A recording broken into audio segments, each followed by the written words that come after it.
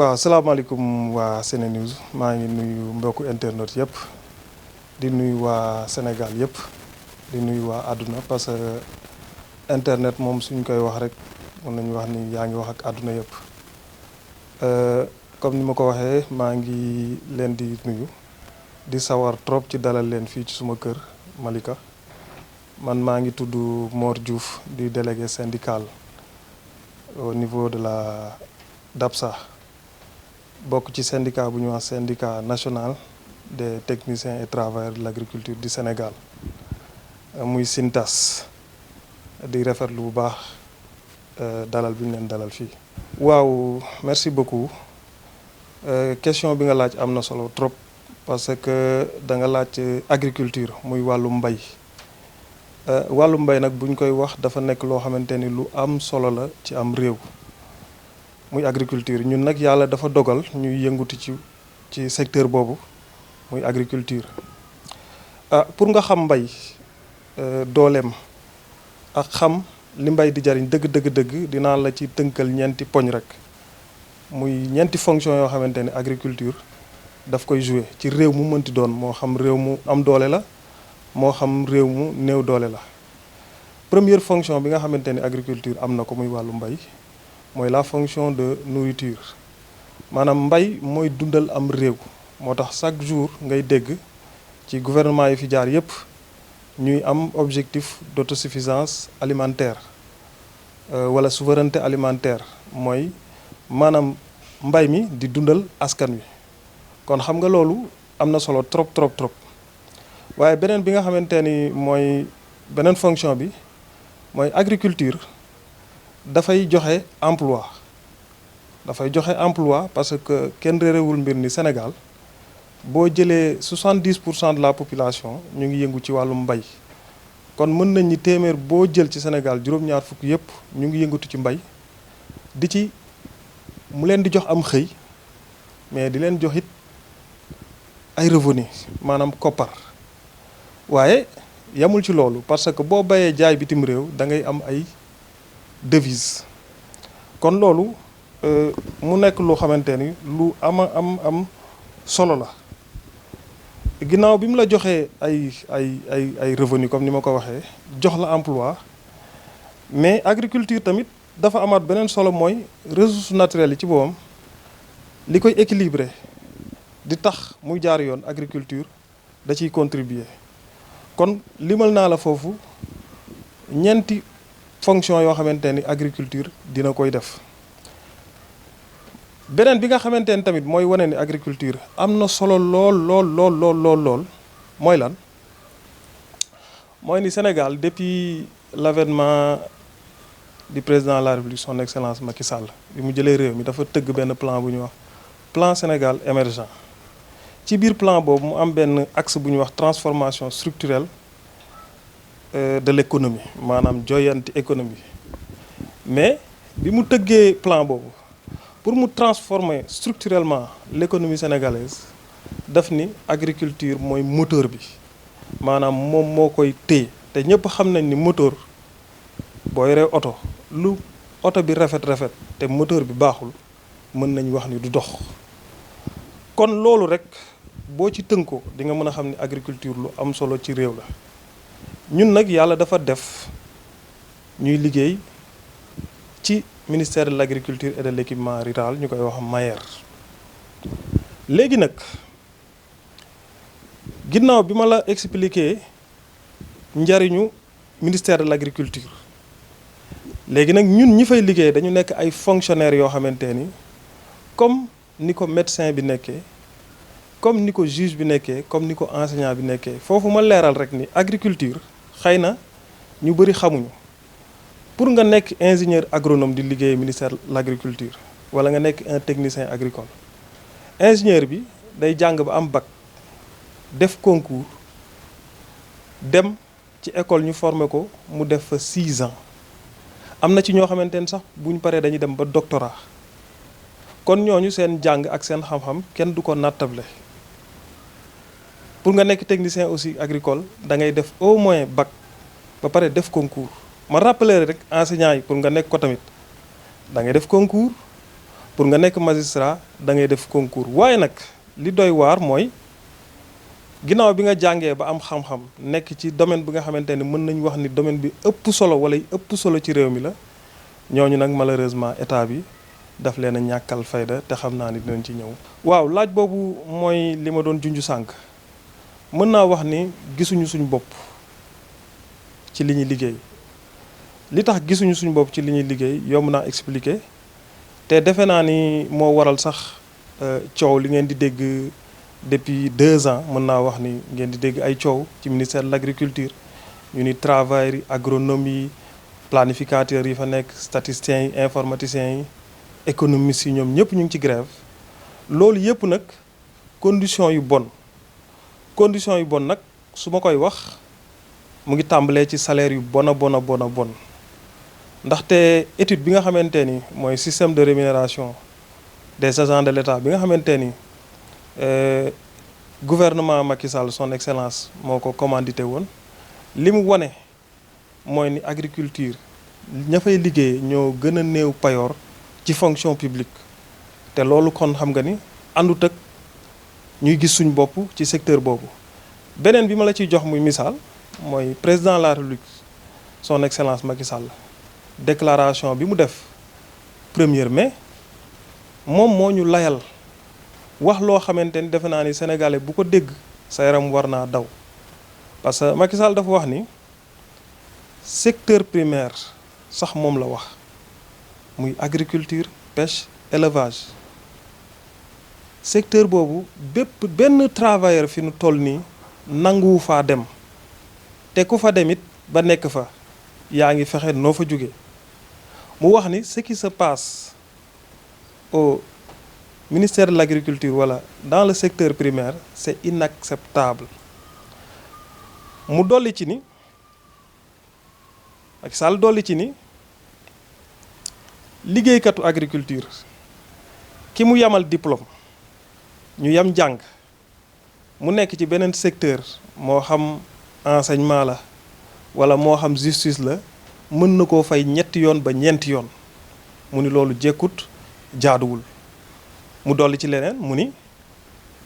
moom nag mu ngi xaar ñu defal ko ay propositions yu concrètes pour jafe-jafe yooyu ak li nga xamante ni déséquilibre yooyu la ñu mën koo joyanti ñun nag yàlla def na ñu nekk syndicat boo xamante ni ñun SYNTAS yàlla dimbali nañu ba nga xamante ni proposition yooyu muy wax ñun def nañ ko li ñu jaaxal nag mooy bañ ko defee léegi yàgg na ba jébbal ko suñu ministre de tutelle muy le professeur Moussa Baldé waaye li ñu ci jaaxal mooy ba tey amuñ benn saafara ma dolli ci rek pour jeexale foofu bi président de la République waxee loolu ministre de la fonction publique dafa wax it moom it lu am solo wax ni yeneen secteurs yi maanaam agriculture pêche élevage bu ñu xaar sax xëy na ay solution yu nga xamante ni day jóge ci ministère de la finance ministère des finances plutôt pour moi waaye à l'interne war nañu mën a ñoom indi ay solution ci jafe-jafe travailleurs yi beneen bi nga xamante ni dama koy yokk ci suñu condition de travail pour wan ni gisuñu suñu bopp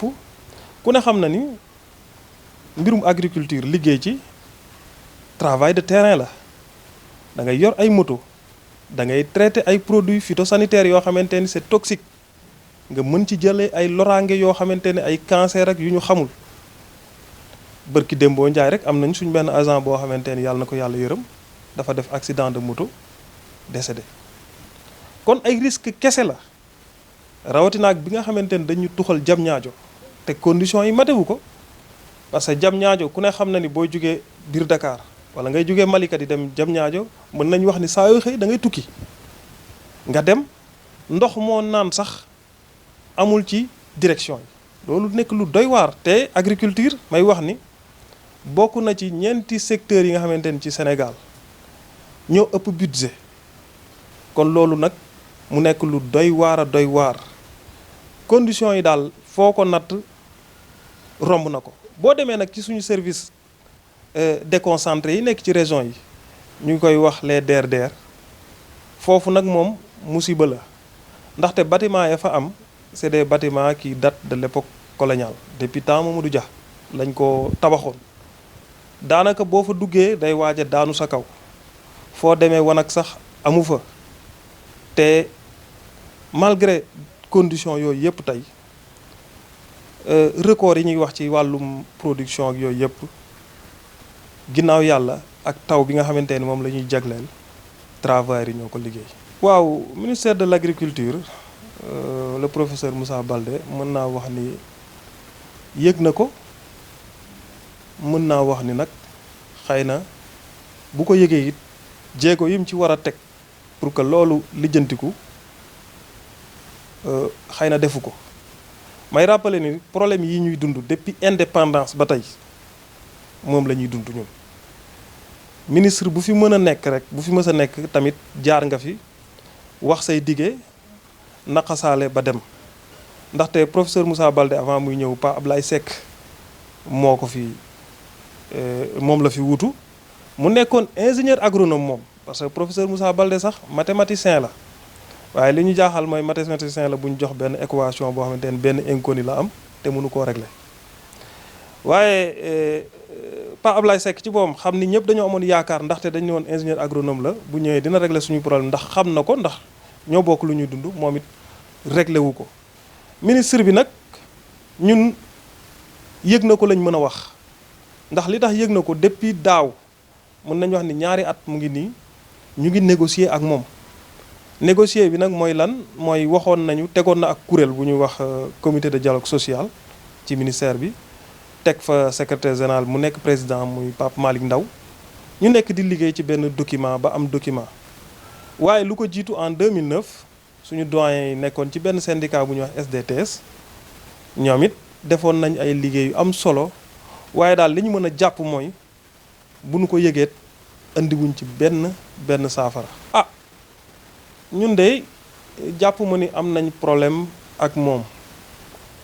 xëy na moom moo am ak ñun problème ndaxte li tax ma ni jàpp ñu ma ni am nañ problème ak moom ñun dañu nekk ay travailleurs constitution Sénégal ak loi yi ak règlement yi permettre travailleur fu mu nekk mu defar syndicat kuréel la goo xamante ni moom mooy jël en charge jafe-jafe yi nga xamante ni liggéeykat yi am nañ ko ci seen bërëbu liggéeyukaay kon jàpp naa ni loolu ñun buñ ko defee wàccu ñu yoon te ci loolu lañ nekk jël jafe-jafe yi ma la fi limal sànq yépp teg ko sur la table pour mu indil ñu ci ay saafara mu indil ñu ci moom ay saafara mooy moom en tant que ministre de tutelle mu porté ko yóbbu ko au niveau du gouvernement yóbbu ko au niveau du président de la République son excellence Macky Sall pour ñu indi ci ay jafe-jafe xëy na loolu nag defe naa ni ku ko def di travailleur defoo lu aay kon mën naa wax ni ñun amuñu ak moom problème parce que ñun suñu xeex jagleeluñ ko nit tey ministre bi xëy na Moussa Baldé la tudd waaye suba bu tuddoon Demba wala mu tudd Issa wala mu tudd Mansour tamit dañ koy jagleel suñu xeex yi ndaxte encore une fois ñun c'est pas une question de personne mais ci principe yi la ñuy dox ak jafe-jafe travailleurs yi. Merci beaucoup ci laaj boobu laaj bi nga laaj am na solo te loolu tamit mu nekk lu ñu déplorer bu baax a baax muy attitude du ministre bi mu xamle ni ci ñàkk fullaal gi ñu ñàkk fullaal ginnaaw bi mu defee conférence de presse bi ñu jagleel gouvernement bi mu def ko ak ay nattangoom ñu posé ko question ci yëngu-yëngu yi nga xamante ne am na ci secteur am mu ñàkkal ñu fayda ñàkkal fayda bi nag dafa wax ni ñun dañuy def ay grève sauvage kon ñun daanaka ay sauvage lañ loolu la bëgg a wax mu justifié ko ni ñun du ñu def préavis de grève comme nag dañuy wax du mu ne du teew ñuy nat ci ëkk lii préavis de grève la boo xamante ni defe naa ni sa caméraman bu ko mënee jël dina baax voilà lii préavis de grève la boo xamante ni dañ ko déposé def ampliation ci ministère yi ko war a jot yëpp muy ministre de la fonction publique ak ñi ko war a jot ñëpp bu fekkente ne nag moom xëy na dafa yëgul li xew ci secteur am ba bu ñu déposé préavis de grève du ko yëg loolu problème la mu waxaat ni ma wax ni ginnaaw préavis de grève bi mu jeexee parce que yoon dafa wax ni boo nekkee fonction publique booy def grève da ngay déposer préavis de grève mu am weer bu weer woowu jeexee te woowuñu la ci waxtaan yow yoon may na la am nga sañ-sañu dem grève mais ñun defuñu loolu sax préavis bi dafa jeex ba pare ñu jëlaat beneen lettre bindaat ko pour wane rek ñun confrontation ak grève taxuñoo jug waaye lettre boobu ba tey France daal di den amuñu ci benn tontu ci lañ demee grève kon bu génnee ci télé bi di wax ni ñun dañuy def ay grève sauvage te duñ déposer préavis de grève daf ñuy jaaxal waaye ci même conférence de presse boobu tamit mu wax ci leneen lu doy waar wax ni ñun ay samba booy lañ dafa naa ni dégg ngeen ko yu nekk ci ministère bi di taxawaalu ñeenti nit lañ ñi ñu topp sax matul fukki nit loolu ñun daf ñuy def ay ree ndaxte defe naa ni ay samba booy yu nekk ci ministère di yëngal ñooñu doo leen recevoir ci sa bureau te syndicat boobu muy wax muy SDTS suñuy doyen yu baax jiite ko ña nga fa woon daaw ci Covid bi mu ñuy recevoir ci bureau man maa nga fa woon suñ secrétaire général ma nga fa woon l'ensemble de ses directeurs ñu ngi fa woon ses conseillers techniques ñoom ñëpp ñu ngi fa woon kon bu waxee ni ñun ay samba boy lañ defee naa ne ab ministre du toog ak ay samba boy ab ministre tamit du teg kuréel goo xamante ni ay samba boy ñoo fay teew muy Sintas man mii ma nekk co-rapporteur suñ secrétaire général di fa teew suñ secrétaire administratif di fa teew ñuy waxtaan ba tënk document boobu bi ñu ko tënkee jox ko bi muy bind mu ngi nii tamit lettre bi moo ko bind bi mu ko bindee mu ngi ko jagle ministre des finances son homologue te suñu tur la fa tudd mu ngi nii Sintas beneen bi may daanale rek pour wax ne ñun duñu ay samba boy te travailleurs ñu ngi suñu ginnaaw wax na tamit ni amuñu ay këyit loolu it dafa xoromu lool ndaxte xëy na dafa xamul li xew mais syndicalisme ni muy doxee ci réew mi mooy boo defee sa assemblée générale ba teg sa kuréel muy bureau bi da ngay déposer say këyit boo ko déposer nag bu la procureur joxee avis favorable te avis favorable boobu am nañ ko mu ngi nii tamit mooy këyit gii ma leen di wan da ngay doxal say activité kon mooy légal nga mais beneen légalité bi nga xamante ni moom mooy reconnaissance de fait moom la ñu am moom la ñu defal parce que moom dafa tëgg comité de dialogue social boo xamante ni moo nekk ci ministère de l'agriculture comme ni ma ko waxee sànq jël son secrétaire général teg ko ci bopp ba ñun ñu nekk fa ba man mii ma nekk fa co-rapporteur loolu reconnaissance de fait la mën naa laa wax fi jox fi plein de documents yoo xamante ni son secrétaire général moo ko signé man mii ma signé ko kon dama jàpp ni rek wax yi di ñu ñàkkal fayda ak yooyu ni ay nit tamit topp ñu suñ ginnaaw ku dem ministère agriculture te loolu maa ngi leen koy recommander yéen journalistes yi ngeen gëstuwaat bu baax tey boo demee ministère de l'agriculture au niveau de Diamniadio nga dem ci région yi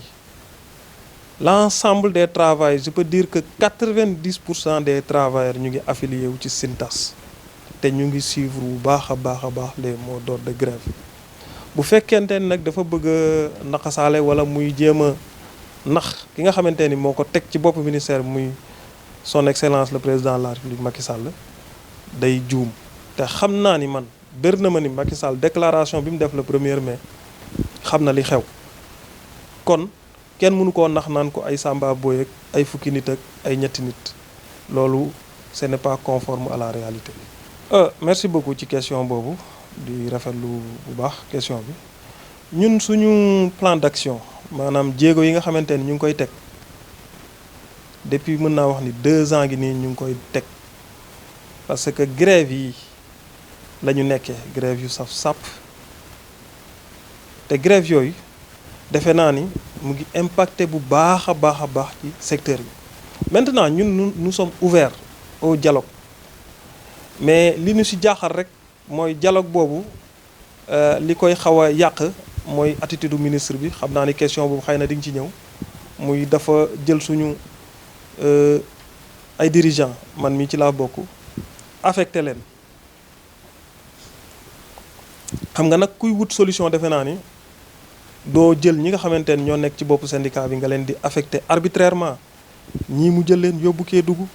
ñii mu jël yóbbu Tamba ñii mu jël yóbbu Sédhiou te loolu jàpp nañ ni fii ci Sénégal fi réew mi toll ci démocratie ak liberté syndicale dépassé nañ ko di faagaagal wala ngay bund xatal ay travailleurs. Maintenant ñun nag jéego yi ñu teg fi ñu toll nii bu ñu bëggee wax dëgg rek mooy ni mbay mi am na jafe-jafe yu wóor a wóor a wóor a wóor ma ciy jox firnde rek kuréel gu ñuy wax CNCR xam ni moo fi toogal daanaka baykat yi démb rek def nañ benn sortie ci RFM di xamal ni mise en place yi ci wàllu semence boo ko déggee mooy jiw sooxe na bu baax a baax ndaxte ñëpp xam nañ ni tey fii may defee ak yow émission bi tey la 24 mai te am na yenn zone yoo xamante ni ci Sénégal déjà commencé naa taw wala dina taw te semence yi mise en place yooyu da nga ko war a def avant muy taw nga may ma rek ma ëbbi benn fenêtre ci wàllu semence yooyu parce que dafa am solo lool te mën naa wax ni tey lu am solo la ci mbay te dañ ko gàllankoor bu baax a baax mbirum semence semence yooyu dañ ko gàllankoor bu baax a baax te loolu yëpp grève bi moo ko indi Sénégal nag ci wàllu semence lépp lu jëm ci bay semence multiplier ko production certification ak commercialisation ab loi ak ay décret ñoo ko tënk te loi yooyu dafa dem ba ci CEDEAO tamit ñu harmoniser ko ba nga xamante ni li ngay def fii ci Sénégal ci wàllum semence day valable fële ci Togo fële ci Bénin léegi nag semence yooyu xëy na ma jox ci quelques points rek pour ñi may déglu xam maanaam semence nekkul rek ku jug dugg ci parce que pour nga nekk multiplicateur de semence opérateur da ngay am li ñuy wax dañ lay jox këyit goo xamante ni mooy wane ni yow mi war nga cee dugg te loolu direction bu ñuy wax DISEM moo koy def xëy na du ci xaj ci émission bi mais li am solo mooy tey jii ñuy wax ak yow mooy semence yi Sénégal mise en place yi amut te loolu jeexital bi xam nga lan lay doon mooy bu semence amut ci Sénégal bay du am te bay su amul production du am te production bu amul coono yépp mu ngi delluwaat ci baykat bi te ñun nag souhaité wuñ Sénégal boo xamante ni day nekk ci famine parce que bayuñu te ñàkk bay boobu yépp li ko waral mooy ni ay semences yu nga xamante ni joxewuñ ko moo tax nag ñuy def un appel di ko lancer son excellence le président de la République parce que moom moo wax ni nañ ko wutal ay solution te solution yooyu ñun kat jébbal nañ ko kilifa gi muy le ministre Moussa Baldé bu fekkente ne nag moom joxu ko ñun nañu recevoir parce que ñun fi mu toll nii dañu bëgg président de la République mu jël dossier bi en main régleel ko boppam parce que joxe na instruction te instruction yooyu mu ngi ko jëmale ministre des finances ak suñu ministre de tutelle mais apparemment ñoom instruction yooyu xam ni président de la République joxe ñoom jëmmaluñ ko léegi nag kon ñun dañu bëgg président de la République mu jël en charge dossier bi régler ko pour monde rural bi nga xamante ni 70% de la population ñu ngi yaakaar ci mbay ñu nekk ci jàmm secteur de l'agriculture aussi nekk secteur bu stable ñun loolu la ñuy demander. waaw effectivement loolu c'est des vieilles méthodes yoo xamante ni ça date des années 70 je dirais même tey boo ñun fekkewuñ ay jamonoy Madia Diop syndicalistes yu mag yooyu ah mais loolu gouvernement yu yàgg ya ñoo ko daan utiliser pour démanteler un syndicat maanaam nga jël benn syndicat boo xamante ne secrétaire général bi mu ngi Dakar secrétaire administratif maanaam bureau bi yëpp ñu ngi Dakar nga ne ah ñii kat xëy na bu ma yóbboo kii Tamba yóbbu kii Kédougou yóbbu kii Matam syndicat bi day tas parce que bopp bi ngay démanteler loolu nag dafa nekk loo xamante ni lu doy waar la ñu jàppoon ni xewi na ci mim réew moo tax dañ ciy profité rek pour woote ñu xam ni présentement nii ministère agriculture affecté nañ fa arbitrairement 5 délégués syndicaux yoo xamante ni defuñu dara lu dul taxaw